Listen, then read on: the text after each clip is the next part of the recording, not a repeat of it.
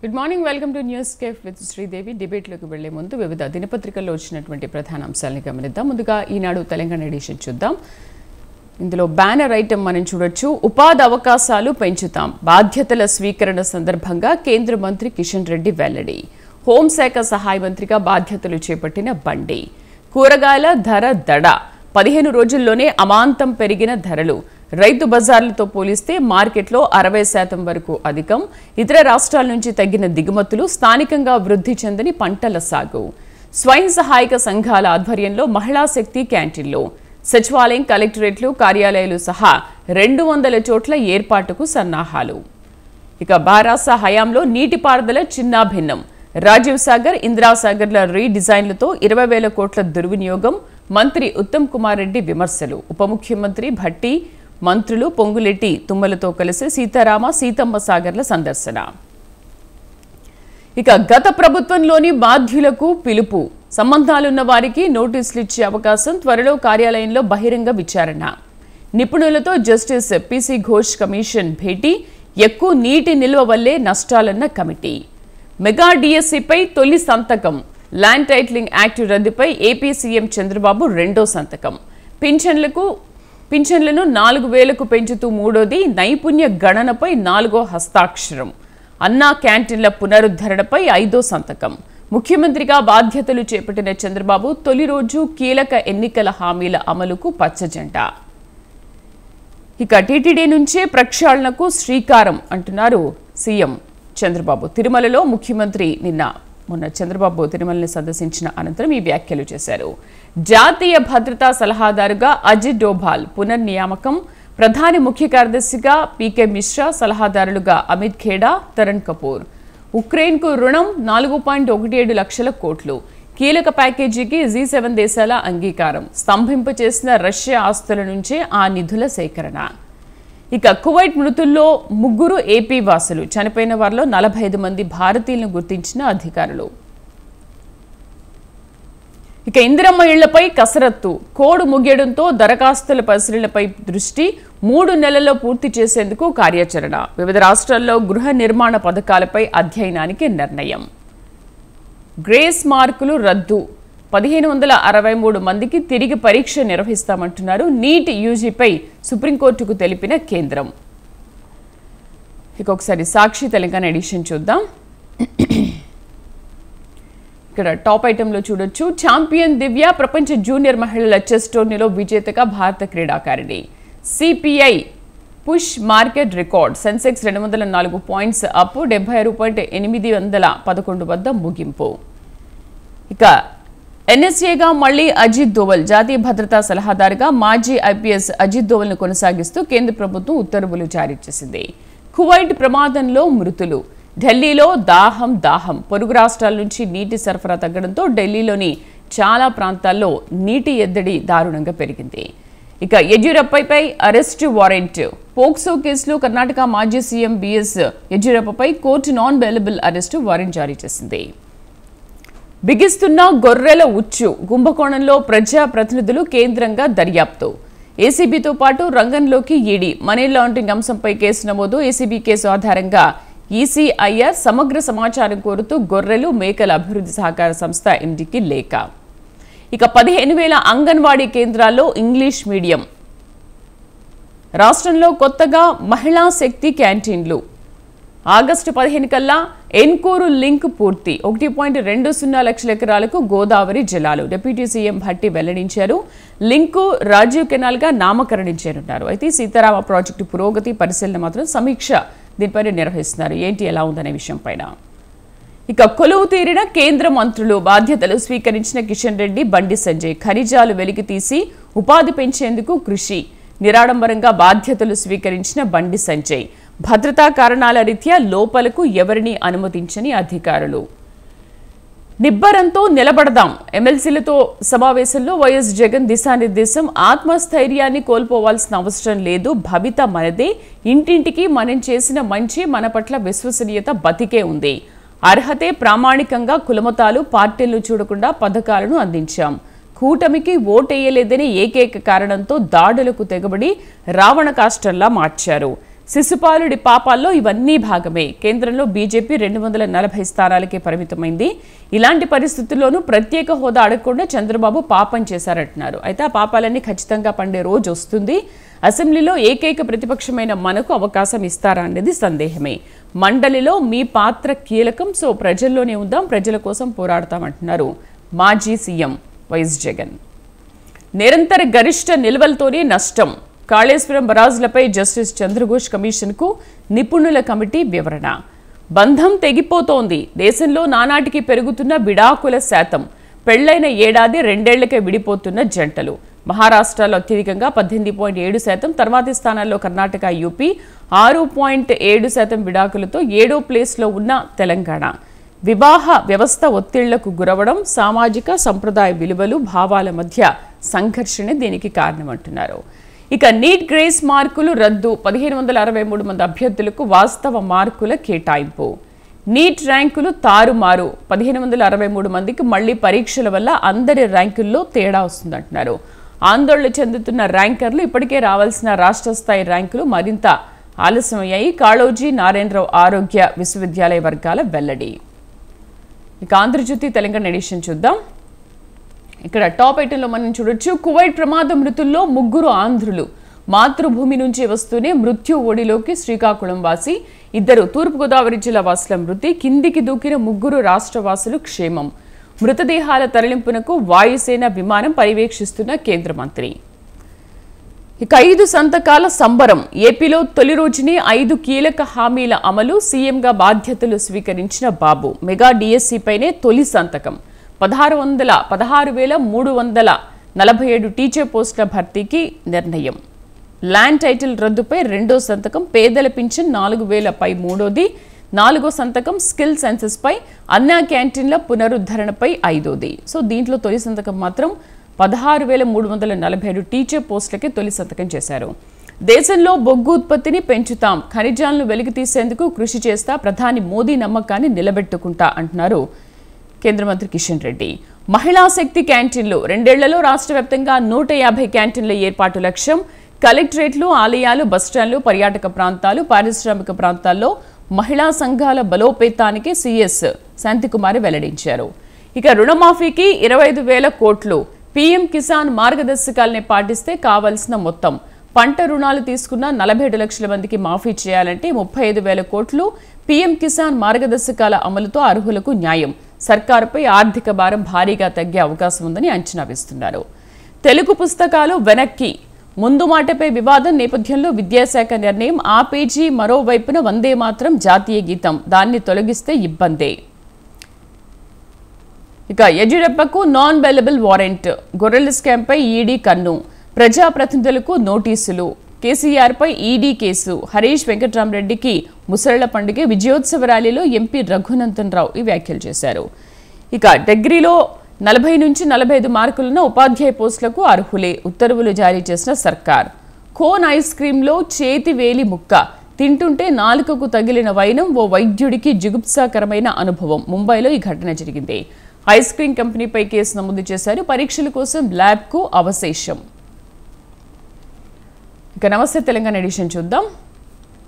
ఇవి సర్కారీ ఎర్ర జెండాలు. అప్పు తీర్చలేదని సహకార బ్యాంకు సిబ్బంది నిర్వాకం. పొలంలో జెండాలు పాతి వేలం వేస్తున్నట్లు ఫ్లెక్సీ ఏర్పాటు చేశారు.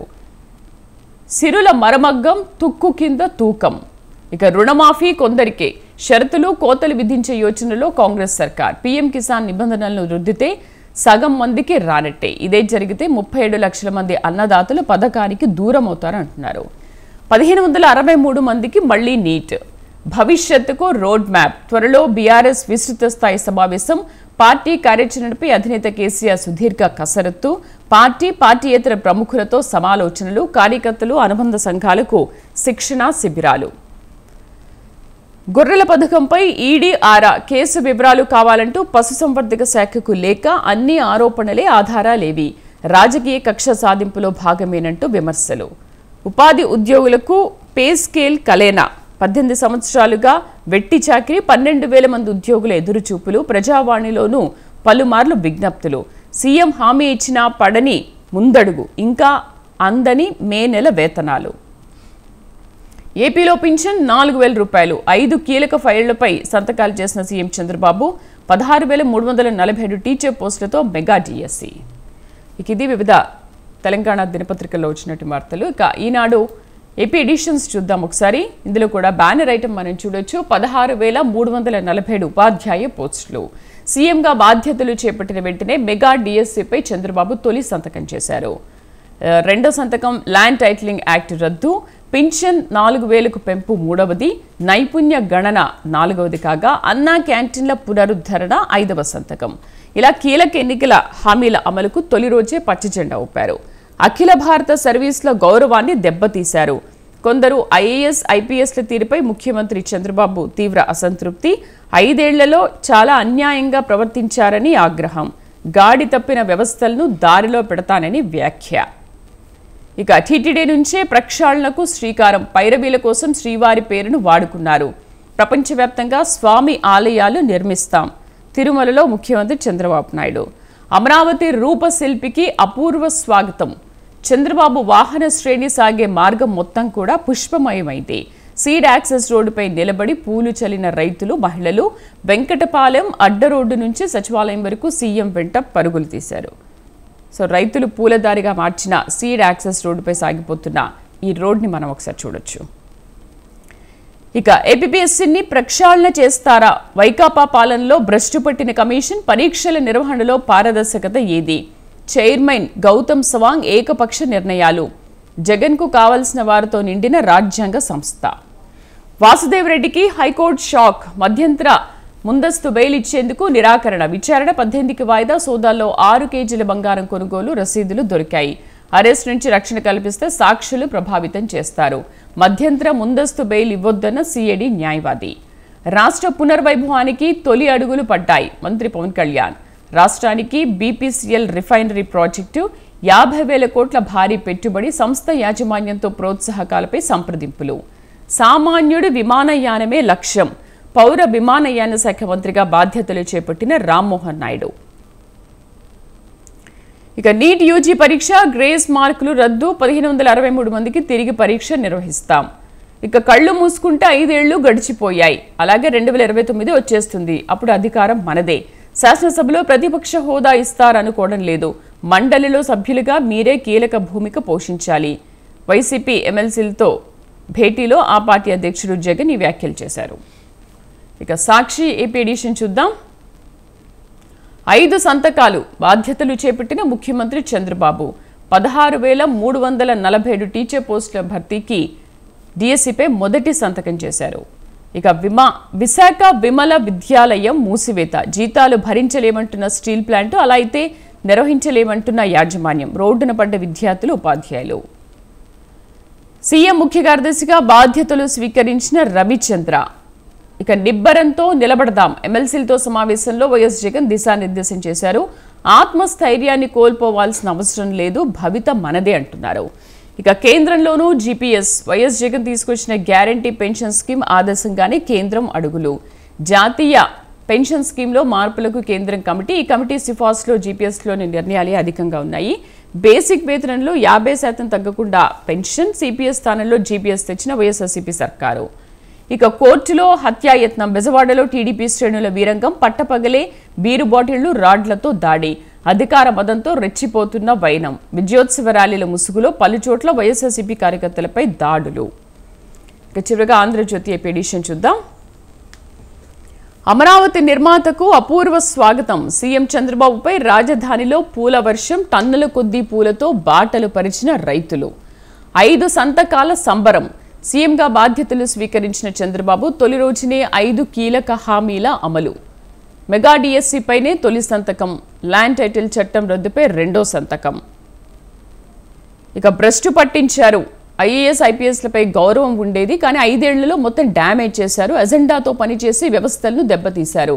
ఏం చేశారో ఆత్మ విమర్శ చేసుకోండి. సీనియర్ బ్యూరోక్రాట్లకు సీఎం క్లాస్. మార్పు మొదలైంది. పరదాల పాలనకు స్వస్తి. మితిమీరిన ఆంక్షలకు సెలవు. రాజధాని ప్రాంతంలో మారిన చిత్రం. బారికేడ్లు, పోలీస్ పహారా మాయం. జగన్ ఫోటోలున్న స్టూడెంట్ కిట్ పంపిణీ. విద్యార్థులకు ఇబ్బంది ఉండొద్దనే. ఇక జగన్ భక్త అధికారులకు కొత్త సీఎం షాక్. వివాదాస్పద అధికారులకు అధికారులు ఓవర్ యాక్షన్. బాబును ప్రసన్నం చేసుకునేందుకు తంటాలు. ఏపీ పూర్వ వైభవానికి తొలి అడుగు. సీఎం చంద్రబాబు సంతకాలపై పవన్ హర్షం. కూటమి హామీల అమలు మొదలైందని పోస్టు. బొకేలు శాలువాలు తేవద్దని నేతలకు నిన్న వినతి పత్రం సమర్పించారు. ఇవన్నీ ఏమీ తేవద్దు నాకు అంటూ 350 కోట్లు సాఫ్ట్గానే దోచేశారు. ఖనిజాల వేలల్లో భారీ గోల్మాల్. అస్మదీయులకు బిడ్లు, తమకు వాటాలు. సాంకేతికతను అడ్డుపెట్టుకుని కుమ్మక్కు దందా. మినరల్స్ వేలల్లో ఐటీ విభాగమే కీలకం. ఇక విలువలో విశ్వసనీయత. జగన్ నోట మళ్లీ వింత మాటలు. పార్టీ ఎమ్మెల్సీలతో సమావేశం జరిగింది. 5 ఏళ్లు కళ్ళు మూసుకోండి, పైకి లేస్తాం, అధికారం వస్తుంది. మభ్యపెట్టే మాటలు చెప్పిన జగన్ కొడతా ఉన్నారంటూ ఆక్రోశం. ఇక ఉపాధి కోసం వెళ్లి అగ్నికి ఆహుతి. కువైట్ అగ్ని ప్రమాదంలో 3 రాష్ట్రవాసుల దుర్మరణం. మాతృభూమి నుంచి వస్తూనే మృత్యు ఒడిలోకి శ్రీకాకుళం వాసి. ఇటీవలే సొంతూరికి ఎన్నికల ఫలితాల అనంతరం పయనం. తూర్పుగోదావరి జిల్లాకు చెందిన మరో 2 మృతి. భవనం నుంచి దూకిన 3 తెలంగాణ వాసులు. ఇది వివిధ దినపత్రికల్లో వచ్చినటువంటి ప్రధాన హెడ్లైన్స్. సో అన్ని దినపత్రికల్లో మనం బ్యానర్ ఐటమ్స్ చూడొచ్చు. 5 సంతకాల సంబరం. సీఎంగా బాధ్యతలు స్వీకరించిన చంద్రబాబు. సీఎంగా బాధ్యతలు స్వీకరించిన తర్వాత ముందుగా మొదటి 5 ఫైళ్లపైనే సంతకం చేశారు. దాంట్లో మొదటిది మెగా డిఎస్సి, అలాగే ల్యాండ్ టైటిలింగ్ చట్టము, పేదలకు పింఛను, అలాగే అన్నా క్యాంటీన్లు, స్కిల్ సెన్సెస్పై 5వ సంతకం చేశారు. ఇలా 5 ఫైళ్లపైన నేను సంతకం చేశారు. కానీ తొలి సంతకం పైన ఎందుకు అంత ప్రాధాన్యత ఏర్పడింది? హామీల అమలు దిశగా చంద్రబాబు అడుగులు వేస్తున్నారు. కీలక అంశాలపైనే మొదట 5 సంతకాలు చేశారు. మెగా డిఎస్సి, ల్యాండ్ టైటిలింగ్, అలాగే ఈ ల్యాండ్ టైటిలింగ్ యాక్ట్ రద్దుతో జోష్ పెరిగింది. అయితే ఇవన్నీ ఓకే, కానీ భరోసా ఇస్తున్నారు. కానీ అసలు ఈ సంపదనంతా కూడా ఎక్కడి నుంచి సృష్టిస్తారు, ఈ సంపదనంతా ఎలా తీసుకొస్తారు, ఇవన్నీ ఎలా అమలు చేస్తారు అనేది ఇప్పుడు ముఖ్యమంత్రి చంద్రబాబు నాయుడు ముందున్న పెద్ద సవాల్ అనుకోవచ్చు. మరి ఎలా చేస్తారు ఏంటి, దీనిపైన డిస్కస్ చేద్దాం. మనతో పాటు డిబేట్లో పార్టిసిపేట్ చేస్తున్నారు బీజేపీ రాష్ట్ర అధికార ప్రతినిధి ప్రేమ్ గాంధీ గారు, అలాగే టీడీపీ సీనియర్ నాయకురాలు పత్తిపాటి కుసుమకుమారి గారు. నమస్తే అండి, good morning, welcome to our show. Prem Gandhi garu నమస్తే అండి. నమస్కారం అండి. ప్రేమ్ గాంధీ గారు, ముందుగా మనం ఈ 5 సంతకాల గురించి మాట్లాడుకునే ముందు అసలు జనరల్గా ఒక టాపిక్ మాట్లాడదాము. అంటే తొలి సంతకం అనేది ఒక ప్రాధాన్యత సంతరించుకుంది కదా. అంటే ఫస్ట్ సంతకం దీనిపైనే పెట్టారు, ఫస్ట్ సంతకం దానిపైనే పెట్టారు అని. నిజంగా చెప్పాలంటే ఇప్పుడు ఈ 5 కూడా వెరీ ఇంపార్టెంట్. వీటన్నిటిపైన కూడా ఒక ఫస్ట్ సంతకం అనేది వీటిపైనే పెట్టాలని ఎవరైనా కోరుకుంటారు కదా.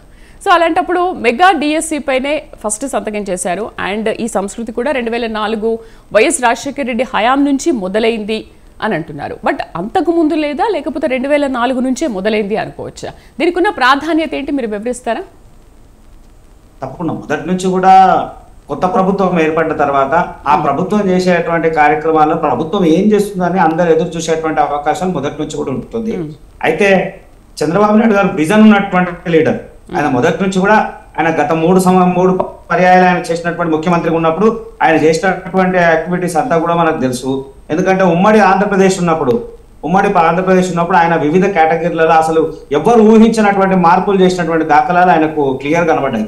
ఆ రోజుల్లో ఉన్నటువంటి పరిస్థితులు, నక్సలిజం భయంకరంగా ఉన్నటువంటి రోజులలో దాని మీద ఉక్కుపాదం మోపి ఆ నక్సలిజాన్ని పూర్తిగా ధైర్యంగా, అంటే దాని మీద విషయం తీసుకున్నప్పుడు ప్రమాదం ఉంటుందని తెలిసి కూడా ధైర్యంగా ముందుకు పోయినటువంటి దాఖలాలు, అలాంటి విజన్ ఉన్న లీడర్ అయినా చంద్రబాబు నాయుడు ఏ మాత్రమూ తెలియలేదు. దాంట్లో ప్రధానమైనటువంటి అంశం ఆ ఐటీ సెక్టర్ డెవలప్ అవుతుందని ఎప్పుడో గమనించి, అంటే భారతదేశంలో ఐటీ సెక్టర్ డెవలప్ చేయాలనేటువంటి ఆలోచన మొదట్లోనే వచ్చి ఐటీ సెక్టార్ మీద, ఆ రోజుల్లో ఐటీ సెక్టార్ మీద ఎవరికి అవగాహన లేకపోయినా ఈయన ముందుండి ఒక మంచి విజన్ తో తీసుకొని పోయినటువంటి దాఖలాలు, అది ఇలా మనం ప్రత్యక్షంగా మన ఆంధ్రప్రదేశ్ కానీ తెలంగాణ రాష్ట్రంలో కానీ పూర్తిగా మనం చూస్తా ఉన్నాం. ఇలా తెలంగాణ ఇంత డెవలప్ అయింది, హైదరాబాద్ ఈ స్థాయిలో డెవలప్ అయిందంటే ఖచ్చితంగా అది చంద్రబాబు నాయుడు గారి కీలకమైనటువంటి అంశము. ఆయన ఆచి తూచి వేసిన ప్రతి అడుగు ఆయన విజన్ ఇక్కడ మనకు కనబడుతోంది. ఆ అంశమే అక్కడ చూపించాలనుకున్నారు. అయితే తొలి సంతకం అనేటువంటి అంశం వచ్చినప్పుడు అందరి ఆలోచన అటువైపే తిరుగుతూ ఉంటది. అసలు ఫస్ట్ ఫైల్ ఏమి, దేని మీద సంతకం పెడతాననేటువంటి సామాన్యుల నుంచి ఉన్నత స్థాయి ఉన్నటువంటి అధికారులు కానీ లేదా ఇంకా అందరూ కూడా ఆలోచన దాని మీదే ఉంటుంది. దీంట్లో వారు తీసుకున్నటువంటి చంద్రబాబు నాయుడు తీసుకున్నటువంటి నిర్ణయం ఏంది అని అంటే పిల్లల చదువు ఇంపార్టెంట్ అనుకున్నారు.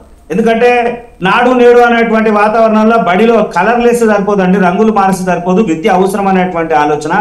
అసలు చిన్నపిల్లల పరిస్థితులు, ఆ రోజులు ఉన్నటువంటి కొన్ని పరిస్థితులు గత ప్రభుత్వం తెలుగు మీడియం నుంచి ఇంగ్లీష్ మీడియంకి మార్చినప్పుడు ఎంత ఇబ్బందులు అయినాయి, పిల్లలు ఏ రకమైనటువంటి ఇబ్బందులు పడారు అవన్నీ కూడా కళ్ళారా చూశారు ప్రజలన్నీ.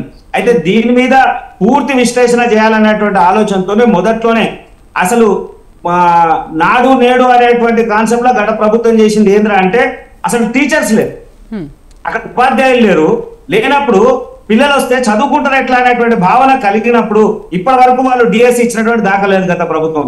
దాని మీద వారు మెయిన్ గా దృష్టి పెట్టి సుమారు 16,347 స్థానాలు అంటే చాలా మేజర్. దానికోసం మెగా డిఎస్సిని మొదటి సంతకం దాని మీద పెట్టడం జరిగింది. అయితే మొదటి నుంచి కూడా ప్రతి అంశం మీద పూర్తిగా విశ్లేషించి విజన్ తో చేసేటువంటి లీడర్ కాబట్టి దాని మీద వారు ప్రాధాన్యత ఎక్కువ తీసుకుంటూ ఆ డిఎస్సి మీద మొదటి సంతకం చేసి దాంట్లో ఏమాత్రం కూడా ఇది లేకుండా వారు అనుకున్న పనిని ఖచ్చితంగా 5 సంవత్సరాలు ఇవాళ చంద్రబాబు నాయుడు గారి మీద ఉన్న ప్రధానమైనటువంటి టాస్క్ ఏంటంటే అప్పుల్లో ఉన్నటువంటి రాష్ట్రాన్ని ఆయన నిన్న మాట్లాడుతూ ప్రెస్ మీట్ లో ఒక అంశంలో మాట్లాడుతూ చెప్తా ఉన్నారు, దేశంలోనే మొదటి స్థానంలోకి తీసుకురావాలి, ప్రపంచంలోనే తెలుగువాడు మంచి స్థానంలో ఉండాలి, ఇవాళ తెలుగు వాళ్ళు ఎక్కడున్నా కానీ అందులో 30% మన తెలుగు వాళ్ళు ఉండాలి, అందులో ఆంధ్రప్రదేశ్ వాళ్ళు ఉండాలి, దేశం ఎట్లయితే అభివృద్ధి చెందుతుంది ఆంధ్రప్రదేశ్ రాష్ట్రం కూడా అట్లా అభివృద్ధి చెందాలనేటువంటి విజన్ తో వారు ఉన్నారు కాబట్టి తప్పకుండా పూర్తిగా ఆయన విజన్ ని కంప్లీట్ చేస్తారని ఆశిస్తున్నాం, దాంట్లో ఏమాత్రం సందేహం. గుడ్ మార్నింగ్ కుసుమకుమారి గారు. గుడ్ మార్నింగ్ అండి. కుసుమకుమారి గారు, ఎన్నికల్లో మీరు హామీలు ఇచ్చారు, చెప్పారు మెగా డిఎస్సి తీసుకొస్తాము మేము అధికారంలోకి రాగానే, దానిపైన తొలి సంతకం చేస్తామన్నారు. నిజంగా మీరు చెప్పినట్టుగానే నిన్న తొలి సంతకం దానిపైనే పడింది. సో ఈ 5 కూడా ఇంపార్టెంటే కదా. ముందుగా ఎందుకు మీరు మెగా డిఎస్సి పైనే అంతగా ఫోకస్ చేశారు? అంటే గత ప్రభుత్వ హయాంలో నిరుద్యోగులు ఎంత నష్టపోయారు అనేది మీరు చాలా అబ్జర్వ్ చేశారు కాబట్టి దానిపైనే తొలి ఫోకస్ చేశారా? ఖచ్చితంగా అండి. ఎవరైనా కొత్త రాష్ట్రము స్టార్టింగ్లో ఏదైనా ఒక నిర్ణయం తీసుకునేటప్పుడు ప్రజలందరూ కూడా ఆ నిర్ణయం పైన దృష్టి పెట్టి చాలా అవగాహనతో ఉంటారనమాట. కాబట్టి ఇప్పుడు పెద్దలు చెప్పినట్టు చంద్రబాబు నాయుడు గారు ముఖ్యమంత్రి అయిన వెంటనే తొలి సంతకం పైన మెగా డిఎస్సి పైన సంతకం పెట్టడం జరిగింది. ఎందుకంటే ఈరోజు వాళ్ళు ఉపాధ్యాయులు అంటే భావితరాలను డెవలప్ చేసేటటువంటి ఉపాధ్యాయులకి మనం మంచి సౌకర్యంగా కల్పించి వాళ్ళు కనుక వాళ్ళకి ఇవ్వాల్సినటువంటి జీతాలు కానీ వాళ్ళకి కల్పించాల్సినటువంటి సౌకర్యాలు కానీ అన్నీ మనం పుష్కలంగా చేసినట్టయితే కనుక వాళ్ళు విద్యార్థులకు మంచి చదువులు చెప్పి విద్యార్థులను భావితరాలకు ఉపయోగపడేది తీర్చిదిద్దడానికి అవకాశం ఉంటుంది. కాబట్టి ఫస్ట్ మన దేశం రాష్ట్రం బాగుపడాలంటే ఫస్ట్ ఉపాధ్యాయులు బాగుండాలి. కాబట్టి వాళ్ళకి ఉన్నత చదువులను అందించాలి. అది అందించాలంటే ఎవరు అందించాలి? ఉపాధ్యాయులు అందించాలి. గతంలో మనం చూసాం జగన్మోహన్ రెడ్డి గారి గవర్నమెంట్ లో ఉపాధ్యాయులు తీసుకెళ్లి వైన్ షాపుల దగ్గర పెట్టి పని చేయించినటువంటి దాఖలు మనం చూసాము. అటువంటి పరిస్థితి తీసుకొచ్చిన జగన్మోహన్ రెడ్డి కనువిప్పు చేసేందుకు ఈ రోజు ఫస్ట్ తొలి సంతకం చంద్రబాబు నాయుడు గారు డిఎస్సి పైన తొలి సంతకం చేయడం జరిగింది. ఇప్పుడు స్కూల్ తెరిచేటటువంటి టైం ఇది జూన్ లో. ఈ స్కూల్ తెరిచేటటువంటి కొత్త పిల్లలందరూ కూడా క్లాసులు మారి కొత్త క్లాసులకు వెళ్ళడము, కొత్తగా పిల్లలు స్కూళ్ళలో చేర్పించడము, ఇటువంటి పరిస్థితుల్లో వాళ్ళకి మంచి ఉపాధ్యాయులు కావాలా. మంచి ఉపాధ్యాయులు అంటే వాళ్ళు సంతోషంగా ఉండాలి. ఉపాధ్యాయులు సంతోషంగా ఉంటేనే వాళ్ళకి మంచి చదువును అందించగలుగుతారు. కానీ వాళ్ళకి అన్ని రకాల సౌకర్యాలు కల్పించి కొత్త పోస్టులు కూడా వాళ్ళకు జారీ చేసి వాళ్ళు ముందు ఫస్ట్ ఈ స్కూల్ ఈ సీజన్లో ఉపాధ్యాయులకు గనక మంచి సౌకర్యాలు కల్పించినట్టయితే గనక ఫస్ట్ అది ఏదైతే ఉందో ఆ ఉపాధ్యాయులకు సంబంధించినటువంటి అవి ముందు కొనసాగుతూ ఉంటాయి, ఆ పనులు జరుగుతూ ఉంటాయి.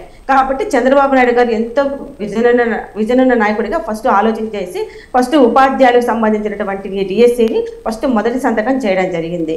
కాబట్టి ఈరోజు చంద్రబాబు నాయుడు గెలవడానికి కూడా కారణం ఏంటంటే చాలా మంది ఉద్యోగస్తులు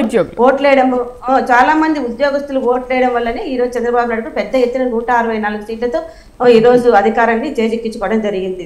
ఎందుకు గత గవర్నమెంట్ లో ఏ విధంగా ఉద్యోగస్తులను ఇబ్బంది పెట్టారో మనం అందరం చూసాం. వాళ్ళకి రాలేదు అసలు గత ప్రభుత్వ హయాంలో 5 ఏళ్లలో వాళ్ళు చదువుకొని ఎంత టీచర్ ఉద్యోగాలు కావాలని చెప్పి వాళ్ళు ఎంతో ప్రయత్నం చేసినా కూడా వాళ్ళకి ఉద్యోగాలు వచ్చినటువంటి దాఖల్లో చంద్రబాబు నాయుడు గారు మరి ఇవన్నీ ఏ విధంగా అమలు చేస్తారు? రాష్ట్ర పరిస్థితి చాలా ఆర్థికంగా వెనకబడింది కదా మేము అనుకుంటా ఉన్నాం. చంద్రబాబు నాయుడు ఉన్నటువంటి రాష్ట్రంలో ఉన్నటువంటి సంపద ఏదైతే ఉందో అవి ప్రజలకు పంచిపెట్టడానికి ఆయన ముందు ప్రిఫరెన్స్ ఇస్తారు. ఎవరైతే ఈరోజు మంత్రి పదవులు తీసుకున్నారో, ఎవరైతే ఎమ్మెల్యేలుగా గెలిచారో వాళ్ళ జోబుల్లోకి పోవడానికి అవకాశం ఉండదు. చంద్రబాబు నాయుడు గారు గవర్నమెంట్ లో ఆయన చాలా స్ట్రిక్ట్ అన్నమాట. ఎందుకంటే ఆయన తప్పు చేయడు, ఆయన గవర్నమెంట్ లో పనిచేసే వాళ్ళని కూడా తప్పు చేయని కూడా చాలా మటుకు మెజార్టీగా తప్పు చేయనివ్వకుండా కూడా ఆయన వాళ్ళపైన ఒక కన్నేసి పెట్టినటువంటి వ్యక్తి, ఒక లీడర్, విజన్ ఉన్న లీడర్ చంద్రబాబు నాయుడు గారు.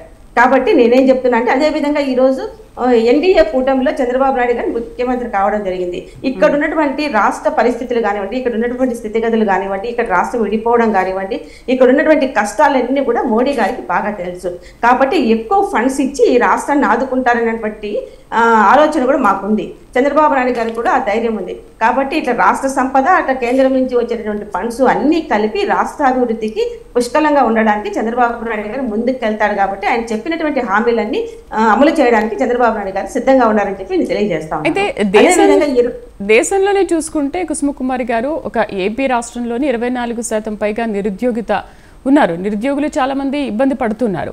బట్ వీళ్ళకి 16,347 పోస్టులు అనేది మీరు కొత్తగా నోటిఫికేషన్ ఇచ్చారు, పాతది రద్దు చేశారు. బట్ ఇవి ఎంతవరకు సరిపోతాయి అంటే ఇది ఒక్కటి అయితే సరిపోదు కదా, నెక్స్ట్ విడతలో ఇంకా ఎన్ని వేల వరకు మీరు ఉద్యోగాలు ఇవ్వచ్చు? ఆ నిరుద్యోగాన్ని పూర్తిగా సమూలంగా ఏ విధంగా చేస్తున్నారు? ఖచ్చితంగా అండి. ఎందుకంటే విడతల వారీగా చంద్రబాబు నాయుడు గారు చెప్పినటువంటి ప్రజలకు ఇచ్చినటువంటి హామీలు ఏవైతే ఉన్నాయో వాటిని విడతల వారీగా ఖచ్చితంగా అమలు చేయడానికి చంద్రబాబు నాయుడు గారు సిద్ధంగా ఉన్నారు. ఇంకా పరిశ్రమలు తీసుకొస్తారు. ఇంకా ఉన్నటువంటి నిరుద్యోగులు ఎవరైతే ఉన్నారో వాళ్లకు కూడా నిరుద్యోగ భృతి కూడా ఇవ్వడానికి చంద్రబాబు నాయుడు సిద్ధంగా ఉన్నాడు. అదే విధంగా కొత్త పరిశ్రమలు తీసుకురావడం, ఆ పరిశ్రమలో వీళ్ళకి ఉద్యోగ అవకాశాలు కల్పించడం, వాళ్ళ కాళ్ళ మీద వాళ్ళు నిలబడడం, వాళ్ళ కుటుంబాలను వాళ్ళు పోషించుకునే విధంగా గతంలో చూసాం కదండి మనం ఐటీ రంగాన్ని తీసుకొచ్చి ఏ విధంగా చంద్రబాబు నాయుడు ఆర్థికంగా మన రాష్ట్రాన్ని అభివృద్ధి బాటలు ఏ విధంగా తీసుకెళ్లారో మనం అందరం కూడా చూసాము. అదే విధంగా అదే పద్ధతిని ఇప్పుడు కూడా చంద్రబాబు నాయుడు గారికి కొనసాగిస్తారు. పరిశ్రమలు తీసుకొస్తారు. ఎవరు కూడా నిరుద్యోగ రాష్ట్రంగా మన చంద్రబాబు నాయుడు గారు రాష్ట్రాన్ని తీసుకురాడు. ఆయన ఆలోచన రాత్రి పగలు ఆయన ప్రజల కోసం కష్టపడాలన్నటువంటి వ్యక్తి. అంటే ప్రజలకు ఇచ్చినటువంటి సంక్షేమం కానివ్వండి, ఇక్కడ మన రాష్ట్ర ఆర్థిక ఆదాయం కానివ్వండి, రెండింటిని కూడా బ్యారేజ్ వేసుకుంటూ ఏ విధంగా ముందుకెళ్లడానికి ఆయన సిద్ధంగా ఉంటారండి చంద్రబాబు నాయుడు గారు. కాబట్టి ఏవైతే ప్రజలకు ఇచ్చినటువంటి హామీలు అవి నెరవేరుస్తారా లేదా అనేటువంటి అనుమానం రాష్ట్ర ప్రజలకు రానివ్వడు. ఖచ్చితంగా ఆయన ఏవైతే మొదట 5 సంతకాలు పెట్టారో ఈ 5 సంతకాలు కూడా ముందుకు తీసుకుపోవడానికి చంద్రబాబు నాయుడు సిద్ధంగా ఉన్నారు. అదే విధంగా పవన్ కళ్యాణ్ గారు కానివ్వండి, మోడీ గారి ఆధ్వర్యంలో రాష్ట్రాన్ని అభివృద్ధి బాటలో తీసుకెళ్తారండి. ఓకే, రెండో సంతకం ల్యాండ్ టైటిలింగ్. అసలు ఈ ల్యాండ్ టైటిలింగ్ అనేది ఎలక్షన్స్ అప్పుడు ఒక ప్రధాన అంశంగా మారిపోయింది. నిజంగా ఈ ల్యాండ్ టైటిలింగ్ మీద సంతకం పెట్టడం అనేది కూడా ఒక చరిత్రే. అంతే కదండి. ఇప్పుడు ప్రజలు ఎంతో కష్టపడి వాళ్ళు సంపాదించుకున్నటువంటి సంపాదన పైన జగన్ గారి ఫోటో వేసుకొని, అంటే అన్ని రాష్ట్రంలో అన్ని కుటుంబాలకు ఏమైనా వారసుడా? ఆయనకి ఎందుకు వస్తుందండి ఆస్తి? అసలు ఏ విధంగా పాస్ పుస్తకాలలో కానివ్వండి, వాళ్ళు కావాల్సినటువంటి ఆస్తుల పైన వాళ్ళు ఆయన ఫోటో పెట్టుకొని ఏ విధంగా ముందుకెళ్తారండి? అది కరెక్ట్ కాదు కదా. వాళ్ళు ఎంతో కష్టపడి సంపాదించుకొని వాళ్ళ పూర్వీకుల నుంచి వచ్చినటువంటి ఆస్తుల పైన జగన్మోహన్ రెడ్డి గారి ఫోటో పెట్టుకొని ముందుకెళ్ళడం అనేది కరెక్ట్ కాదు. దానివల్ల కూడా రాష్ట్రంలో చాలా మంది ప్రజలు ఇదేంటిది, మనం సంపాదించుకున్న ఆస్తుల పైన ఆయన ఫోటో పెట్టడం ఏంటి? మన తాతలు, అవ్వలు, మన నాన్నగారు, మన పిల్లలు వాళ్ళ ఫోటోస్ ఉండాలి, వాళ్ళ పేర్లు ఉండాలి. జగన్మోహన్ రెడ్డి గారి పేర్లు ఎందుకు ఉండాలి? కాబట్టి చంద్రబాబు నాయుడు గారు ఆ విషయంలో కూడా ఆలోచన చేశాడు. చాలా సుదీర్ఘంగా ఆలోచన చేసి అందరితో చర్చించి ఇది కరెక్ట్ కాదు, ల్యాండ్ విషయంలో కూడా ఎవరు సంపాదించుకున్న ఆస్తి వాళ్ళది, ప్రజలది అది. కాబట్టి ఈ యొక్క చట్టం పైన కూడా మనం ఒక అవగాహనతో రెండో సంతకం చేయాలని చెప్పి ఆయన ఆ విధంగా మంచి నిర్ణయం తీసుకోవడం జరిగింది. ఈ రోజు రాష్ట్రంలో ఉన్నటువంటి ప్రజలందరూ కూడా చాలా హర్షాన్ని వ్యక్తం చేస్తా ఉన్నారండి. ఎందుకంటే ఎంతో కష్టపడి రూపాయి మిగలబెట్టుకొని 1 ఎకరా పొలం కొనుక్కుంటారు, 2 ఎకరాలు పొలం కొనుక్కుంటారు, ఒక ఇల్లు కొనుక్కుంటారు, 10 సెంట్లు స్థలం కొనుక్కుంటారు.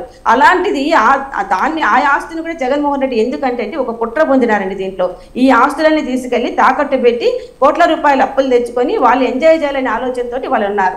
కాబట్టి అది కరెక్ట్ కాదని చెప్పి చంద్రబాబు నాయుడు పసిగట్టి ఈ యొక్క పథకాన్ని తీసుకురావడం జరిగింది. రైట్, కన్నది ఒక చట్టంతో సంబంధం ఉన్న అంశం కాబట్టి దీనిపైన సంతకం చేయడం అనేది ఎంతవరకు కరెక్ట్? అంటే కోర్టులో తేల్చుకోవాల్సిన విషయాలు ఇవన్నీ చట్టంతో రిలేటెడ్ ఉన్న విషయాలు. బట్ ఈ ల్యాండ్ టైటిలింగ్ యాక్ట్ అనేది చట్టంతో రిలేటెడ్ ఉన్న ఇది కాబట్టి దానిపైన సంతకం ఎలా చేశారు? నెక్స్ట్ దీనిపైన ఎటువంటి ప్రాసెస్ చేయబోతున్నారు? ఏమండి, న్యాయ వ్యవస్థ కూడా ఇది కరెక్ట్ కాదని చెప్పి వాళ్ళు కూడా అందరికి తెలిసినటువంటి విషయమే. న్యాయ వ్యవస్థ కూడా ఏం ప్రోత్సహించలేదు జగన్మోహన్ రెడ్డిని.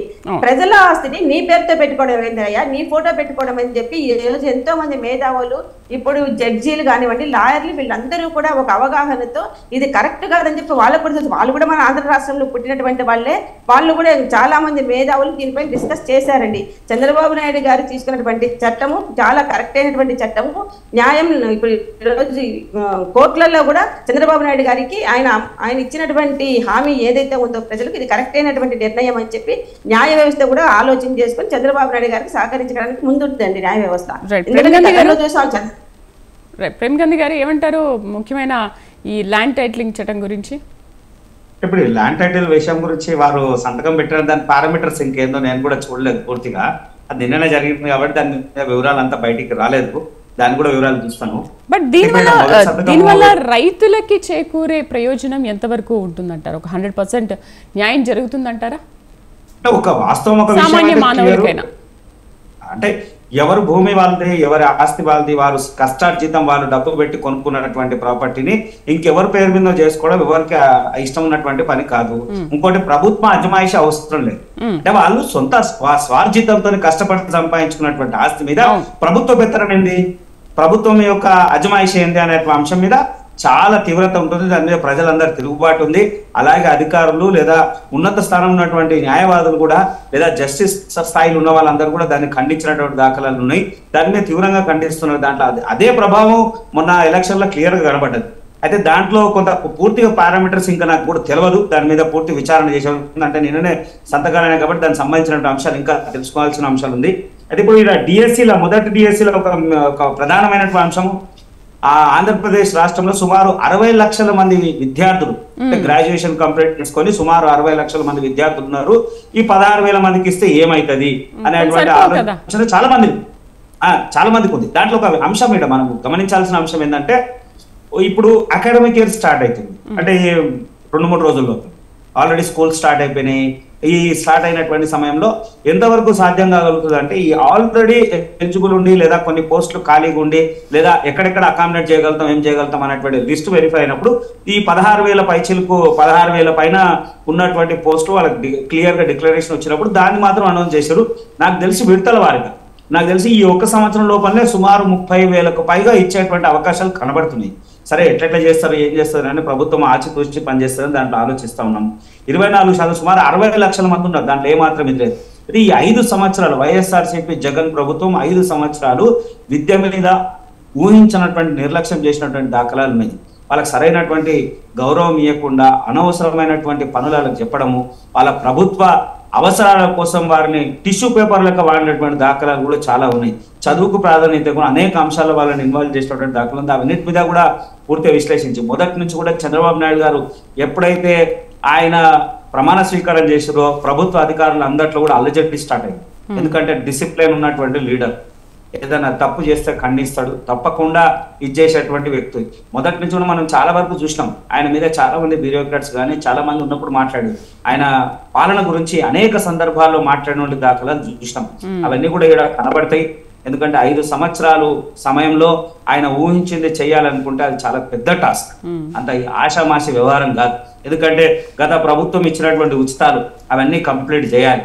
ఉచితాలు ఇవ్వకపోతే అది తిరుగుబాటు చేయాలి, ప్రజల్లో వ్యతిరేకత వస్తుంది. ఆ వ్యతిరేకతని మూటగట్టుకోవద్దు అనేటువంటి అంశం మీద ఇవాళ 4,000 పెన్షన్, అది 2 నెలలు కలిపి ఒకటేసారి 7,000 రూపాయలు పెన్షన్ ఇవ్వడం, ఆ పెన్షన్ కి సంబంధించిన అంశం. అంటే చాలా ఇక్కడ అసలు ఊహించినటువంటి ఆర్థికంగా పూర్తిగా లోతుకుపోయినటువంటి రాష్ట్రం అది. ఇక మళ్ళీ ఆ రాష్ట్రంలో మీరు ఎట్లా సాధ్యమవుతారు అనేది చాలా పెద్ద టాస్క్. మీ సహకారం ఉండాలి, దానికి మీ సహకారం ఖచ్చితంగా ఉండాలి. కేంద్ర సహకారం తప్పకుండా ఉండదు మేడం, అట్లా ఏం లేదు. దానికి ఉండడానికి కారణమే చంద్రబాబు నాయుడు ఆచితూచి అడిగేసిండు. ఎన్డీఏతో పోవడానికి అర్థం ఆయనకు అదే. ఎందుకంటే అప్పుల్లో ఉన్నటువంటి రాష్ట్రాన్ని తీసుకురావాలంటే కేంద్రం చాలా బలంగా అవసరమని కేంద్రం కూడా పూర్తిగా సపోర్ట్ చేస్తుంది. ఇప్పుడే కాదండి, గతంలో కూడా చాలా సందర్భాల్లో అమిత్ షా గారు, నరేంద్ర మోడీ గారు అనేక సందర్భాల్లో మాట్లాడారు. జరగబోయేటువంటి ముందు పాలనంతా కూడా సౌత్ వైపే, దక్షిణాది రాష్ట్రాలలో, ఉత్తరాది రాష్ట్రాలు కాకుండా దక్షిణాది రాష్ట్రాల వైపే మేము ఎక్కువ సమయం కేటాయిస్తాం, ఇక్కడనే అభివృద్ధి మీద పూర్తిగా పెట్టినటువంటి దాఖలాలు చాలా సందర్భాలు మాట్లాడారు. దానికి నిదర్శనము ఇక్కడ ఎన్డీఏ ప్రభుత్వం మా కాడ రావడము. ఖచ్చితంగా ఎన్డీఏ ప్రభుత్వంలో 5 సంవత్సరాల్లో చంద్రబాబు నాయుడు ఏదైతే అనుకుంటున్నారో ఆ విజన్ పూర్తి చేస్తారని పూర్తిగా నమ్ముతున్నాం. దాంట్లో ఏమాత్రం సందేహం లేదు. ప్రధానమైనటువంటి అంశం ల్యాండ్ టైటిల్ విషయంలో ఒక అంశం మనము మొదటి నుంచి కూడా గమనించాల్సింది. ప్రభుత్వము ఒక స్థలం కొనుక్కున్న తర్వాత ఆ స్థలానికి సంబంధించినటువంటి స్టాంప్ డ్యూటీ కలెక్ట్ చేస్తుంది. స్టాంప్ డ్యూటీ కలెక్ట్ చేసినప్పుడు ఆ స్టాంప్ డ్యూటీకి సంబంధించినటువంటి కలెక్షన్ తీసుకున్నప్పుడు ప్రభుత్వం దగ్గర ఎవరి స్థలము, ఏ స్థలం ఉంది, అది ఏ ద్వారా వచ్చింది, పట్టా ద్వారా వచ్చిందా, ప్రభుత్వ స్థలం ఉందా, లేదా ఏ ద్వారా వచ్చింది అనేటువంటి పూర్తి వివరాలు ఉంటాయి. ఇది సరిపోతుంది అంతే. దానికి సంబంధించిన ఒకవేళ అవసరం ఉన్నది ప్రతిసారి ప్రతి ప్రభుత్వాలు వచ్చినప్పుడల్లా గవర్నమెంట్ రేట్ మారుస్తా ఉంది, స్టాంప్ డ్యూటీ మారుస్తా ఉంది, ప్రభుత్వం దగ్గర పూర్తి వివరాలు ఉన్నాయి కదా. మళ్ళా దీని మీద అజమాయిషీ చేయాల్సినటువంటి అవసరం ఏముందో జగన్కే తెలవాలి. దాని మీదనే తిరుగుబాటు వచ్చింది. దాన్ని పూర్తిగా ఖండిస్తూ సరే చట్టం పరిధిలో ఉంది, దాని గురించి కూడా పూర్తి వివరాలు తీసుకొని చంద్రబాబు నాయుడు గారు దాని మీద పూర్తి విశ్లేషణ చేసి 2వ సంతకం పెట్టుంటారు, ఆచితూచే సంతకం పెట్టుంటారు, కానీ తెలియకుండా ఏం కాదు. దాని మీద కూడా పూర్తి వివరాలు త్వరలో బయటకు వచ్చేస్తాయి. నిజమే. కుసుమకుమారి గారు, మీరు చెప్పారు ఎన్నికలప్పుడు కూడా మేము పింఛన్ ఇంత పెంచుతాము, ఇంత ఇస్తాము అని చెప్పేసి. ఇప్పుడు ఏప్రిల్ ఇస్తున్నారు, మే, జూన్ది కూడా కలిపి ఇస్తున్నారు, జూలై నుంచి రెగ్యులర్ ప్రాసెస్ ఉంటుంది అని. బట్ అప్పుడు అధికార పక్షంలో ఉన్న వాళ్ళే 2 విడతలుగా ఇస్తాము, ఒక 6 మంత్స్ ఇంత ఇచ్చి 6 మంత్స్ తర్వాత మళ్ళీ పెంచుతాము అని చెప్పారు. కానీ అసలు మీరు ఇంకా అప్పటికే ఎలక్షన్లో చాలా తీవ్రంగా శ్రమిస్తున్నారు, మేము ఎట్లయినా గెలవాలి అని చెప్పేసి. ఆ టైంలోనే మీరు అంత హామీ ఇచ్చేశారు అంటే మీ కాన్ఫిడెన్స్ ఏంటి? ఇంకోటి, అసలు పింఛన్ వాళ్ళ అధికారంలో ఉన్నప్పుడే తేవడానికి అంత ఆలోచించారు, మీరు ఇంకా అసలు అప్పటికే అధికారంలోకి రాలేదు, శ్రమిస్తున్న టైంలో అలాంటి హామీ ఇచ్చారు అంటే మరి ఏ విధంగా తీస్తారు ఇవన్నీ? ఎట్లా ఇస్తారు? ప్రజలకు ఇచ్చినటువంటి హామీలను నెరవేర్చడానికి ఆయన దూరపు ఆలోచన కలిగినటువంటి వ్యక్తి చంద్రబాబు నాయుడు గారు.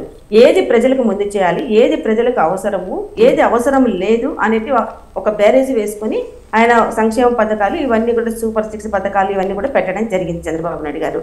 ఈ రోజు చంద్రబాబు నాయుడు గారు ఇచ్చినటువంటి హామీలను పవన్ కళ్యాణ్ గారు, అదేవిధంగా మోడీ గారు కూడా వాళ్ళు సమానంగా వాళ్ళు ఇక్కడ రాష్ట్రంలో ఉన్నటువంటి పరిస్థితులను పంచుకోవాల్సినటువంటి అవసరం ఎంతైనా ఉంది. ఎందుకంటే వాళ్ళ ముగ్గురి కలయికతోనే రాష్ట్ర ప్రజలు పెద్ద ఎత్తున వాళ్ళకి నిరాజనం పలకడం జరిగింది. కాబట్టి ఈరోజు చంద్రబాబు నాయుడు గారు పెట్టినటువంటి ఫైళ్ల పైన సంతకాలు ఫస్ట్ ఏవైతే ఉన్నాయో వాటిల్లో నరేంద్ర మోడీ గారు, పవన్ కళ్యాణ్ గారు కూడా భాగస్వాములు వాళ్ళు. కాబట్టి ఈరోజు మోడీ గారి అధ్యక్షతన మోడీ గారి ఆయన ముందే ఇవన్నీ కూడా హామీలు ఇవ్వడం జరిగింది చంద్రబాబు నాయుడు గారు. కాబట్టి ఈ రోజు ఆర్థికంగా, ఫైనాన్స్ పరంగా మనం చాలా వెనుకబడి ఉన్నాం రాష్ట్రంలో. కానీ వీటిని ఆదుకోవాల్సినటువంటి బాధ్యత నరేంద్ర గారి పైన ఉంది. ఇప్పుడుండేటటువంటి పరిస్థితిలో రాష్ట్ర పరిస్థితి చాలా దీనంగా ఉంది. కాబట్టి చంద్రబాబు నాయుడు గారు పెన్షన్లు 4,000 రూపాయలు పెంచుతామనేది చాలా ఒక మంచి నిర్ణయం అండి.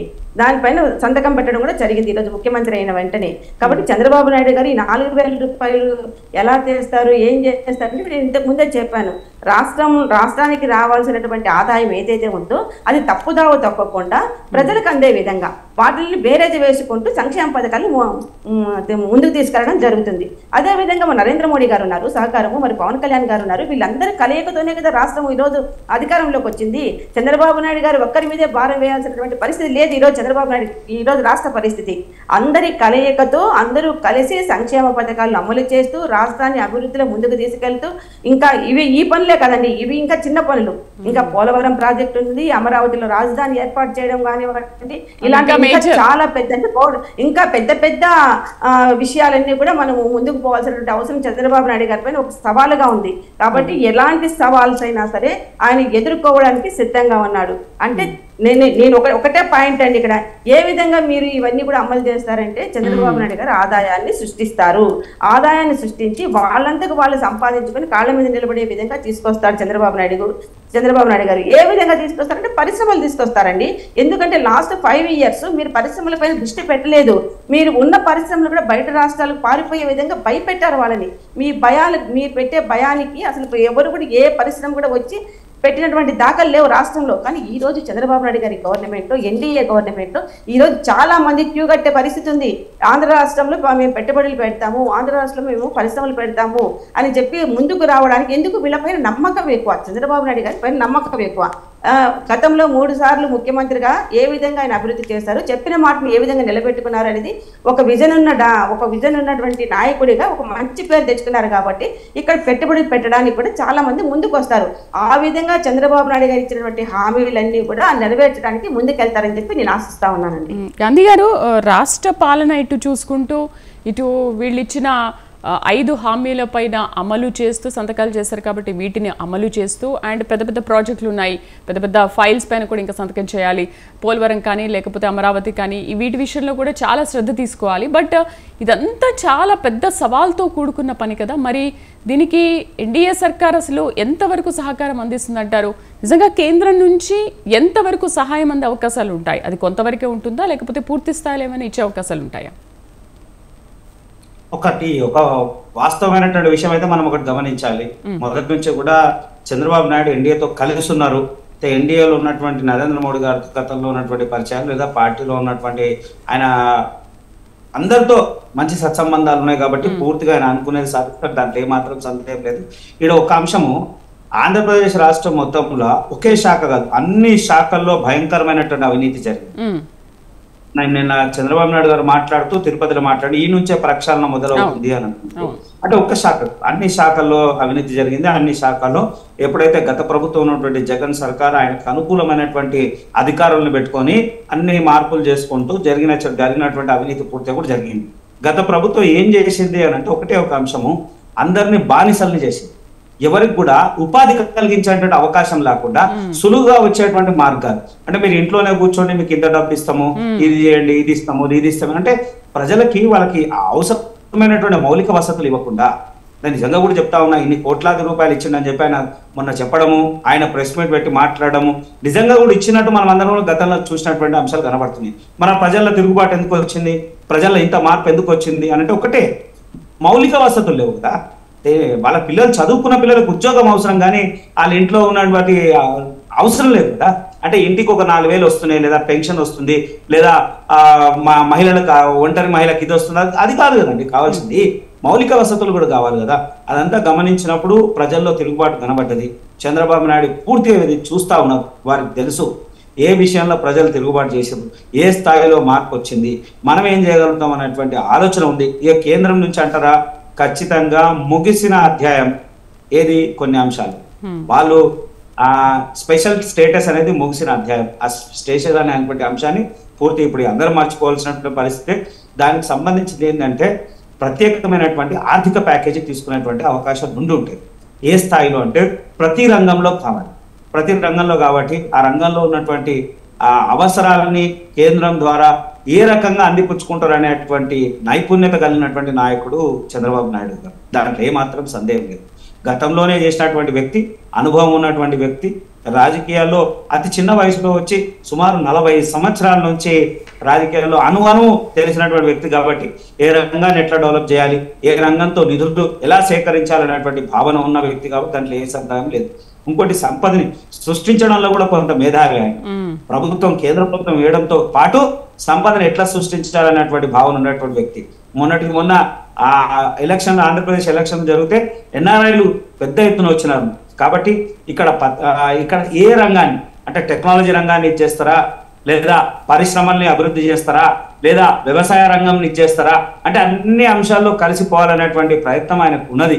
కాబట్టి కేంద్రం సహాయకారంతో పాటు ఆయన సొంతంగా కూడా డబ్బుని సృష్టించేటువంటి శక్తి ఆయనకు ఉంది. కాబట్టి ఆ రాష్ట్రం అతి త్వరలో మనం 1 సంవత్సరం లోపల ఊహించినటువంటి మార్పు చూస్తాం. దాంట్లో ఏమాత్రం సందేహం లేదు. సంవత్సరం లోపు అసలు అంతకుముందు ప్రభుత్వ హయాంలో చేసిన అప్పులు తీరాలి కదా, 6.5 లక్షల కోట్లు ఎన్నో ఉన్నాయి కదా. ముందు అప్పులు తీర్చాలి, తర్వాత ఈ సంపద అంతా సృష్టించాలి, వీళ్ళకంతా ఉపాధి హామీలు కల్పించాలి. ముందు అప్పు ఎట్లా తీరుస్తారు? ఇప్పుడు అప్పుల కన్నా భయంకరమైన టాస్క్ ప్రతి సంవత్సరం ప్రతి నెల మళ్ళీ అప్పు చేసే పరిస్థితులు ఉన్నాయి కదా.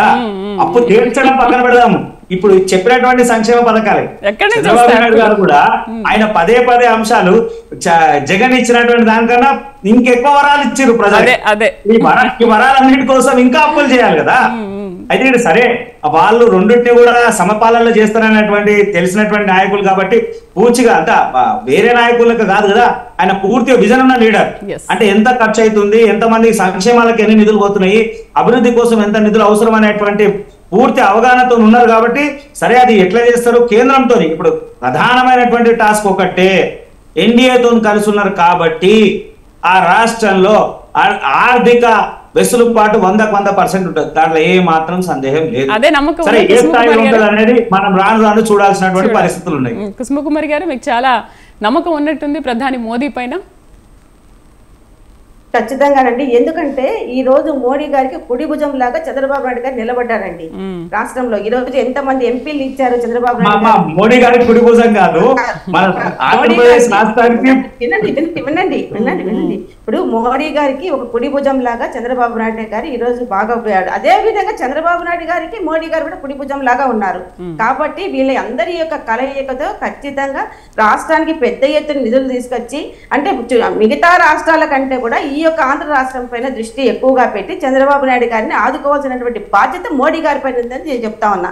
ఎందుకంటే ఫైనాన్స్ అవసరం ఇప్పుడు రాష్ట్రం అభివృద్ధి చెందాలంటే. గతంలో ఉన్నటువంటి గవర్నమెంట్ ఏ విధంగా కోట్ల రూపాయలు అప్పులు చేసి అదంతా వాళ్ళ జోబుల్లోకి తండుకొని రాష్ట్రాన్ని అప్పుల పాలు చేసిపోయినటువంటి పరిస్థితి మోడీ గారికి కూడా తెలుసు. ఆ రోజు కేంద్రం నుంచి బయట నుంచి అప్పులు తీసుకొస్తా ఉన్నప్పుడు వాళ్ళని కట్టడి చేసి ఉండింటే కనుక ఈ పరిస్థితి కూడా వచ్చిండేది కాదు. కానీ ఆ రోజుల్లో రాష్ట్రాన్ని ఏమైనా అభివృద్ధి చేస్తారులే అనే ఉద్దేశంతో కూడా మోడీ గారు కూడా సర్దుకుపోవడం జరిగింది. కానీ ఈ రోజు ఆ పరిస్థితి లేదు కదా. ఇప్పుడు ఎవరైతే గత ప్రభుత్వంలో ఉన్నటువంటి జగన్మోహన్ రెడ్డి గారు కానివ్వండి, ఆయన యొక్క టీం కానివ్వండి, రాష్ట్రాన్ని ఏ విధంగా దండుకొని ఇక్కడ కోట్ల రూపాయలు అప్పులు చేశారు, వాటి యొక్క లెక్కలన్నీ కూడా చెప్పాల్సిన బాధ్యత వాళ్ళ పైన ఉంది. వాళ్ళని కూడా వాళ్ళ దగ్గర నుంచి కక్కించే పరిస్థితి కూడా చంద్రబాబు నాయుడు దగ్గర ఉంది. ఖచ్చితంగా వాళ్ళు ఎవరైతే కోట్ల రూపాయలు ఎన్ని కోట్లు తీసుకొచ్చారు, వాటిని ఎక్కడ ఖర్చు పెట్టారు, దాన్ని ఏ విధంగా మీ జోబిల్లోకి ఎంత పోయింది, ఇవన్నీ కూడా బయటికి తీసుకొచ్చేటటువంటి పరిస్థితి తప్పకుండా వస్తుంది. కానీ ఇప్పుడున్నటువంటి ఏమంటారంటే ఒక ఒంటెత్తు పోగొడుకు అనేది పోకుండా ముగ్గుల ముగ్గురి కలయికతో రాష్ట్రాన్ని అభివృద్ధి చేయడమే ఒక లక్ష్యం, అంతే అండి. మోడీ గారు కూడా ఖచ్చితంగా చంద్రబాబు నాయుడు గారు ఇచ్చినటువంటి హామీలు తీరిస్తేనే ఆయనకు కూడా కేంద్రంలో ఒక మంచి పేరు అనేది ఉంటుంది, ఒక మంచి ప్రధానమంత్రిగా పేరు తెచ్చుకోవడానికి అవకాశం ఉంటుంది. ఎందుకంటే రాజధాని లేని రాష్ట్రం అయిపోయింది మనది ఈరోజు. రాజధాని లేని రాష్ట్రము, అక్కడ ఉన్నటువంటి రైతులను కూడా ఏ విధంగా వాళ్ళపైన కేసులు పెట్టి వాళ్ళను కడుపు మీద ఏ విధంగా కొట్టారు కూడా మనం అందరం చూసాము. ఈ రోజు చంద్రబాబు నాయుడు గారు అమరావతికి వెళ్తా ఉంటే వాళ్ళు రైతులు వాళ్ళ యొక్క సంతోషం చూస్తూ ఉంటే నిజంగా పట్టరాని అంత సంతోషం అండి. ఎందుకంటే గతంలో కూడా పడరాని కష్టాలు పడ్డారు, పూలతో ఆయనకు స్వాగతం పలుకుతా ఉన్నారు. ఇదంతా చంద్రబాబు నాయుడు, ఇదంతా కూడా చంద్రబాబు నాయుడు ఖాతాలోకే కాదండి, ఈ రోజు నరేంద్ర మోడీ గారి ఖాతాలో కూడా వచ్చేటటువంటి పరిస్థితి ఉంది. అంటే ఒక ప్రధానమంత్రిని, ఒక మంచి వ్యక్తిని మనము ఆయన కూడా 3 సార్లు మనం ఎన్నుకోవడం జరిగింది. ఈసారి మన రాష్ట్రం పైన ప్రత్యేక దృష్టి ఖచ్చితంగా పెట్టాల్సినటువంటి అవసరం నరేంద్ర గారి పైన ఉంది. ఆయన హామీలు కూడా ఇవ్వడం జరిగింది. చంద్రబాబు నాయుడు గారిని గెలిపించండి, మీ రాష్ట్రాన్ని అభివృద్ధి చేస్తా, మీకు అండదండలుగా ఉంటాను చెప్పడం వల్లే ఈ రోజు రాష్ట్ర ప్రజలందరూ కూడా నరేంద్ర మోడీ గారు పెద్ద ఎత్తున గెలిపించడం, ఇక్కడ నుంచి పెద్ద ఎత్తున ఎంపీలను వారికి ఇవ్వడం కూడా జరిగింది. కాబట్టి ఇవన్నీ దృష్టిలో పెట్టుకొని ఈ రోజు చంద్రబాబు నాయుడు గారి వ్యక్తిగతంగా మనం ఆయన సాయం చేయడం కాదండి, రాష్ట్ర ప్రజలకు సాయం చేయాలి. నెక్స్ట్ మళ్ళా 5 సంవత్సరాల తర్వాత అదే విధంగా ప్రజలు నిరాజనం పలకాలంటే ఇప్పుడు ఈ కష్టాల నుంచి బయట వేయాల్సినటువంటి బాధ్యత నరేంద్ర గారి మోడీ పని, చంద్రబాబు నాయుడు గారిని సహకరించాల్సినటువంటి పూర్తి స్థాయి సహకారం అనేది అందాలండి. ఓకే. అండ్ ఇంట్రెస్టింగ్ సబ్జెక్ట్ ఏంటంటే నైపుణ్య గణన. అసలు దేశంలో ఎక్కడా లేని విధంగా రాష్ట్రంలో ప్రవేశపెట్టారు. ఎన్నికలప్పుడు దీని గురించి కూడా చంద్రబాబు చాలా థింక్ చేసి అండ్ ఆయన మనసుకి చాలా దగ్గరగా ఉన్న సబ్జెక్ట్ ఇది, నైపుణ్య గణన అనేది ఎక్కడా ప్రవేశపెట్టలేదు. బట్ దీనిపైన అంత ఇంట్రెస్ట్ ఏంటి అసలు? అంటే ఈ విధంగా ఆయన ఉపాధి కల్పించి సంపద సృష్టించాలనా?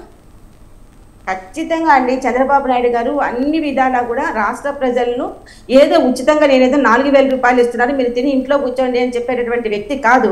కాబట్టి ఆయన ప్రతి ఒక్కరూ వాళ్ళ కాళ్ళపైన వాళ్ళు నిలబడాలి. అంటే గ్రామ స్థాయి నుంచి కూడా నైపుణ్య గణన అంటే గ్రామ స్థాయి నుంచి కూడా గ్రామాల్లో ఉన్నటువంటి కొన్ని ఏవైతే ఉన్నాయో వాటిని బాగు చేసుకొని వాటిని డెవలప్ చేసుకుంటూ అక్కడ ఉపాధి కల్పించుకొని అక్కడ పనులు చేసుకుంటూ అక్కడ రూపాయి సంపాదించుకొని మీరు గ్రామానికి ఉపయోగపడుతూ మీ కుటుంబాలు ఉపయోగపడుతూ అక్కడ అభివృద్ధి చేసుకోవాల్సిన బాధ్యత ప్రజలపైనే ఉందని చెప్పి ప్రజలకు ఒక బాధ్యత కల్పించేటటువంటి వ్యక్తిగా చంద్రబాబు నాయుడు గారు ముందుకెళ్తున్నారు. అదేవిధంగా మండలాలు, నియోజకవర్గాలు, జిల్లాలు, ఈ విధంగా మొత్తం రాష్ట్రం అంతా ఒక నైపుణ్య గణనగా తీసుకురావాల్సినటువంటి ఆలోచనతో ఈరోజు చంద్రబాబు నాయుడు గారు ఉన్నారు. కాబట్టి దాన్ని కూడా ముఖ్యంగా కీలకంగా తీసుకోవడం జరిగింది ఈ విషయాన్ని కూడా.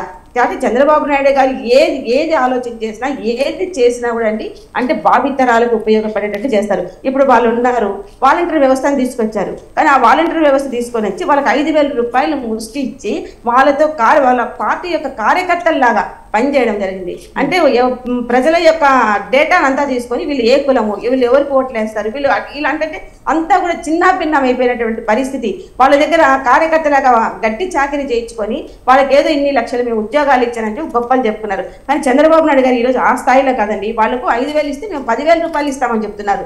ఇచ్చి వాళ్లకు ఒక బాధ్యత అనేది ఏర్పాటు చేస్తాము, వాళ్ళ కాళ్ళ మీద వాళ్ళు నిలబడి వాళ్ళు ఏం చేస్తున్నారు, వాళ్ళు ఏ విధంగా గ్రామానికి ఉపయోగపడతారు, ఆ విధంగా సమాజానికి ఉపయోగపడతారని చెప్పి వాళ్ళకి ఒక విజన్ ఉన్న నాయకుడిగా అంటే ఇప్పుడు మనం ఉన్నామండి. ఇప్పుడు విద్యార్థులకు టీచర్లు కనుక సరిగైనటువంటి పాఠాలు కనుక చెప్తే 100% మనం పాస్ అవుతాము. అదే విధంగా చంద్రబాబు నాయుడు గారి నాయకత్వంలో రాష్ట్ర ప్రజలందరూ కనుక పనిచేసినట్టయితే కనుక ఖచ్చితంగా మనం అందరం సక్సెస్ అవుతాం. ఈ 5 సంవత్సరాలు చంద్రబాబు నాయుడు గారు చెప్పినటువంటి ప్రతి ఒక్కటి కూడా అమలు చేస్తారని చెప్పి రాష్ట్ర ప్రజలు ఆశిస్తున్నారు. ఆయన ఆ దిశగానే పనిచేస్తారు. ఎప్పుడు కూడా ఆయన సోమరిపోతే కాదు, ఏదో ఏసీ వేసుకొని ఇంట్లోకి వచ్చి ఈ రోజు పీఠం ఎక్కించారు కదా అని చెప్పి కక్ష సాధింపుతో పోయేటువంటి వ్యక్తి కాదు. ఆయన పని అంతా కూడా కష్టపడడం, చెప్పిన పనుల హామీలు ఏవైతే చెప్పారో ఆ హామీలన్నీ కూడా అమలు చేయడమే ఆయన యొక్క లక్ష్యం అండి. గాంధీ గారు ఏమంటారు? ప్రపంచంలో ఇప్పటి వరకు చాలా చోట్ల జనగణన కానీ కుల గణన కానీ ఉంది, కానీ ఈ రాష్ట్రంలో నైపుణ్య గణన అనేది ఒక కొత్త సబ్జెక్ట్ని తీసుకొచ్చారు చంద్రబాబు. సో దీనివల్ల యువతకు ఎంతవరకు ప్రయోజనం చేకూరే అవకాశం ఉంటుందంటారు? ఎందుకంటే అసలు మనకు అన్ని స్కిల్స్ ఉంటేనే ఎక్కడ ఉద్యోగం రావాలంటే చాలా కష్టమవుతుంది, వాళ్ళు ఉద్యోగం ఇవ్వడానికి కూడా ఆలోచిస్తారు. బట్ వీళ్ళు ఏంటంటే ఉల్టా అసలు వీళ్ళల్లో ఎంత నైపుణ్యం ఉంది, స్కిల్స్ ఎంతవరకు ఉన్నాయి, వీళ్ళకి ఏ ఉద్యోగం అయితే బాగుంటుంది అనేది నిజంగా ఒక ఇంట్రెస్టింగ్ సబ్జెక్ట్ కదా ఇది. అంటే నాకు తెలిసి చంద్రబాబు నాయుడు గారు అంటే ఎగ్జాంపుల్ గా నార్త్ లో ఒక గ్రామం ఉందండి. నార్త్ లో ఒక గ్రామం ఉంది. ఆ గ్రామంలో IAS IPS అధికారులు ఆ గ్రామం నుంచి 100ల సంఖ్యలో ఉంటున్నారు. అంటే ఏంది అని చెప్పి జనరల్ గా సర్వే చేసినప్పుడు ఏంది అని అంటే అక్కడ ఉన్నటువంటి గ్రామంలో ఉన్నటువంటి చదువుకున్న వాళ్ళు, ఆల్రెడీ IAS IPS అయిన వాళ్ళు ప్రతి ఇంటికి వెళ్ళి వాళ్ళకి ఏం టాలెంట్ ఉంది, ఎవరి దగ్గర ఏం టాలెంట్ ఉంది అనే సర్వే వాళ్ళ గ్రామంలో చేసుకొని ఆ ఉన్న సర్వే ద్వారా వాళ్ళు వివిధ రంగాల్లో అంటే ఆ ప్రతి రంగంలో ఇచ్చేసినటువంటి దాఖలు ఉన్నాయి. అట్లాంటిది ఎగ్జాంపుల్ మన చంద్రబాబు నాయుడు గారు కూడా తీసుకొని మీరు చంద్రబాబు నాయుడు గారి అంశం ఒకటే, సుమారు ఇప్పటి వాళ్ళ అంచనా ప్రకారం 60 లక్షల మంది చదువుకున్న నిరుద్యోగులు ఉన్నారు అనే ఉంది. సరే, నిరుద్యోగ భృతి ఇవ్వడం ఒక అంతవరకు అయినా కానీ వాళ్ళకి ప్రత్యక్షంగా పరోక్షంగా వాళ్ళకి ఖచ్చితంగా ఏదో ఉపాధి కలగాలనుకుంటే ప్రభుత్వం అన్ని పూర్తి చేయలేదన్నటువంటి ఆలోచన వచ్చినప్పుడు ఈ నైపుణ్య గణన అనేటువంటి అంశాన్ని వారు తీసుకొని వచ్చారు. అంటే ప్రతి విద్యార్థి దగ్గరికి వెళ్ళి ఆయనకి ఏం టాలెంట్ ఉంది, అంటే సోషల్ నెట్వర్క్ లా టాలెంట్ ఉందా, లేదా ఆయన ఆధ్యాత్మిక రంగంలో ఏమైనా నాలెడ్జ్ ఉందా, లేదా ఆయనకు మెకానికల్ గా ఏమైనా నాలెడ్జ్ ఉందా, ఏ సాఫ్ట్వేర్ సైడ్ నాలెడ్జ్ ఉందా, లేదా ఏది సంబంధం ఎలక్ట్రీషియన్ టైప్ నాలెడ్జ్ ఉందా, ఇంకే అంశాలు ఆయనకు ప్రత్యేకంగా నాలెడ్జ్ ఉంది అనేటువంటి అంశాన్ని సేకరించాలనేటువంటి ఆలోచన చంద్రబాబు నాయుడు గారికి వచ్చింది. అంటే ప్రత్యక్షంగా పరోక్షంగా అందరికి ఉపాధి జరగాలి. అంటే ప్రైవేట్ రంగంలో చాలా విప్లవాత్మకమైనటువంటి మార్పు ఆంధ్రప్రదేశ్లో రాబోతుంది, దాంట్లో ఏమాత్రం సందేహం లేదు. ఎప్పుడైతే ఎవరు ఏ స్థాయిలో ఉన్నారని మనకు తెలవాలి.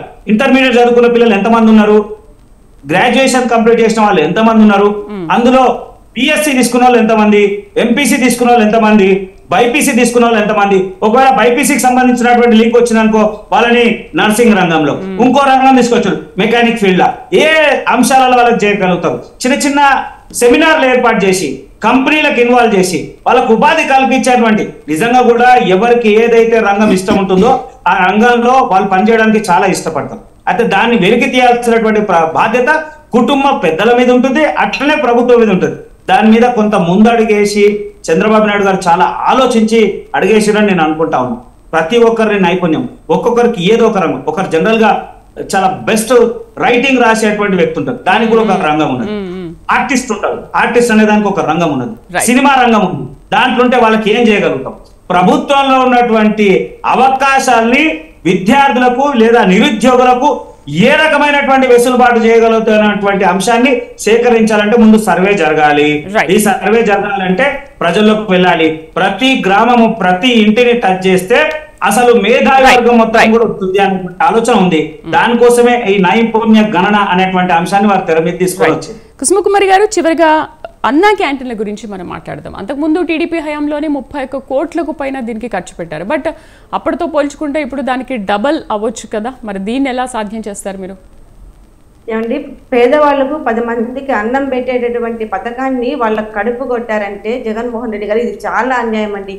ఎంతో మంది పేదవాళ్ళు కనీసం కూలి పని చేసుకుంటారు, వాళ్ళ కడుపు నిండా టైం అయిపోతుంది. అన్నం తినాలంటే హోటల్కి వెళ్తే విపరీతమైన రేటు, ఆ కూలి డబ్బులకు సరిపోతుంది. ఇక్కడ 5 రూపాయలకు అన్నా క్యాంటీన్లు పెట్టి పేదవాళ్ళ ఆకలి తీర్చేటటువంటి పథకాన్ని గండి కొట్టాడు జగన్మోహన్ రెడ్డి గారు. అంటే నిజంగా ఈ రోజు ఆ యొక్క శాపనార్థమే జగన్మోహన్ రెడ్డి గారికి ఈ రోజు ఈ పరిస్థితి తీసుకొచ్చిందని అని నేను అనుకుంటా ఉన్నానండి. ఎందుకంటే ఈరోజు అన్నం పెట్టడం అనేది చాలా మన ముఖ్యంగా మన భారతదేశం యొక్క సాంప్రదాయం అది. అందులో మన ఆంధ్ర రాష్ట్రంలో ఎవరైనా సరే ఇంటికి వస్తే ఆ అన్నం తినిపోయిన దాకా మనం పంపించాం చాలా మటుకు. అదేవిధంగా చంద్రబాబు నాయుడు గారి గవర్నమెంట్లో ఎవరు కూడా ఆకలి చావాలనేది ఉండకూడదు, ఎవరు కూడా ఆకలితో ఉండకూడదు, వాళ్ళ కడుపు నిండాలి. ఆ రోజుల్లో ఎన్టీ రామారావు గారు చెప్పినట్టు కూడు కూడు గుడ్డ అనేది ఆ నినాదంతోనే చంద్రబాబు నాయుడు గారు ముందుకెళ్ళడం జరిగింది. ప్రతి చోట్ల అన్నా క్యాంటీన్ పెడితే ఎంతో సంతోషంగా ఉండి, మామూలుగా పేదవాళ్ళు ఉంటారు, ఇప్పుడు ఇంట్లో ఆడవాళ్ళు ఉంటారండి, బాలింతలు ఉంటారు, చిన్నపిల్లలు ఉంటారు, వాళ్ళకి అన్నం ఉండదు. కనీసం అన్నా క్యాంటీన్ దగ్గరికి పోయి అన్నం పెట్టించుకొని తిందామనేటువంటి వాళ్ళు ఎంతో మంది ఉన్నారు. అలాంటి అన్నా క్యాంటీన్ ఎత్తేసినటువంటి చరిత్ర జగన్మోహన్ రెడ్డి గారికి ఉందంటే నిజంగా ఇది చాలా అన్యాయము. అదే అన్నా క్యాంటీన్లను చంద్రబాబు నాయుడు గారు మళ్ళీ పునఃప్రారంభించి పేదవాళ్ళకి అన్నం పెట్టాలనేటువంటి ఆలోచనతో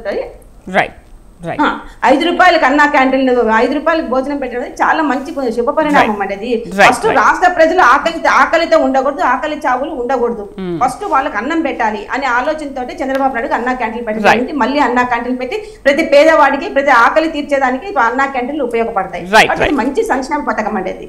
రైట్ అండి. డిబేట్ లో పార్టిసిపేట్ చేసినందుకు బీజేపీ రాష్ట్ర అధికార ప్రతినిధి ప్రేమ్ గాంధీ గారికి, అలాగే టీడీపీ సీనియర్ నాయకురాలు కుసుమ కుమార్ గారికి థ్యాంక్ యూ అండి. Thank you very much.